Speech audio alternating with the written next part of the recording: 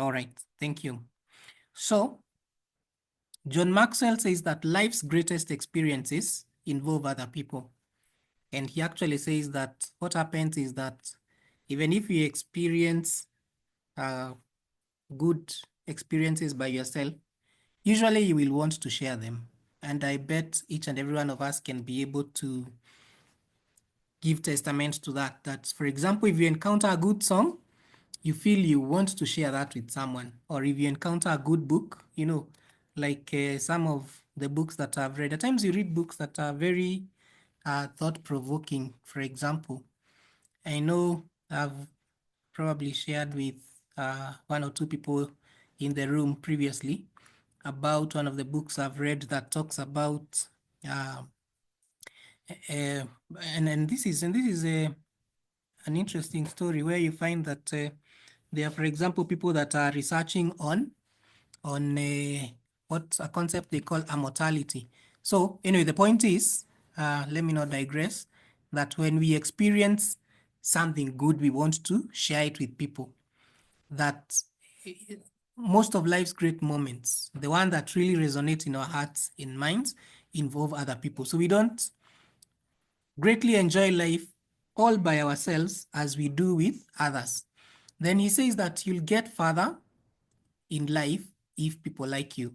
And there's a quote there from John Luther, and also this one from Zig Ziglar that I love very much, that you can have everything in life if you will just help other people get what they want. That underlies the importance of relationships. He goes on to say that the impact of people liking you, all right, is that when people don't like you, they'll try to hurt you. Now, if they can't hurt you, they won't help you. So of course it's put in the negative, but it helps to reinforce the point that if people don't like you, they'll try to hurt you. If they can't hurt you, they won't help you. If they have to help you, they won't hope you succeed. But then, even if you succeed in such a scenario, that victory is going to feel hollow.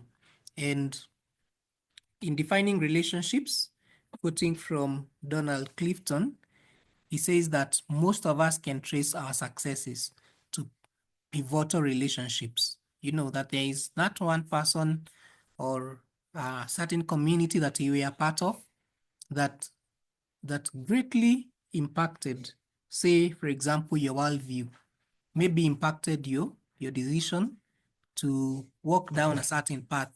And that has made all the difference, that most of our successes, or most of us can trace our successes to pivotal relationships. Then when it comes to organizations, and when we talk as leaders, then of course, there are those organizations that we lead. We are saying that any organization that succeeds does so because of its people. And here, he gives the example of FedEx, where FedEx say that their motto is people, service, profits. In other words, for them, profits are a byproduct of the way that they treat their people. And especially for us, for those of us in business, you know, it is said that you want to treat your employees the way that you would want them to treat your customers. So you see that the success of the organization, I know others are not necessarily in business, but still lead organizations like MASH with MASH Foundation. So still, the success of that organization is largely dependent on the people. And so John Maxwell urges us to make the decision daily, deliberately, to initiate and invest in solid relationships. So intentionally building solid relationships entails, one, place a high value on people. Because if you don't value people, then you can't really build relationships with them. Then learn to understand people. And this reminded me of one of the habits of highly effective people, that seek first to understand, then to be understood. Then give respect freely, but expect to earn it from others. And the point there is that respect is earned. It's not just given, that people will expect that you earn it by, one, respecting them, but secondly, demonstrating competence. Then commit yourself to adding value to others. And one of the most fulfilling things in life is when you say, I've been able to be a blessing to another person, that my life didn't and is not all about me, but I'm actually being able to give value to others. Put others first, and that is the golden rule where you say, do unto others what you would done to you. And don't carry emotional baggage. It said that hurting people hurt people. So you want to deal with, and especially among friends, with things that you think that can be a source of conflict or a source of resentment, when you have something that is not dealt with. And I appreciate those friends of mine that have been able to confront, or we've been able to confront each other, and like, I don't like this about you. And at times, between friends especially, it could be something that looks so petty, but left unaddressed, then it can be an emotional baggage that then would rock the relationship down the line. Then give time to your most valuable relationships. And there, what we want to say is, again, what we say, that was the third habit of highly effective people: put first things first. And there is a quotation from, I think it's called Goethe, that says that things that matter most must never be at the mercy of things that matter least. And then serve others gladly. I was just thinking the way, I don't know whether you experience that kind of fulfillment when, for example, you just allow someone to, give way. For example, when you give way in traffic, and you actually realize there is such fulfillment that comes with that. But even for us as Inspire, just challenged that there must be more to life than just ourselves, that we want to be at a place of being able to serve others. And then finally, to be able to express love and appreciation often. And John Maxwell says, the way that he talks about his mentor and the way that he was touched by the mentor's life, because this, I think he was called Bill.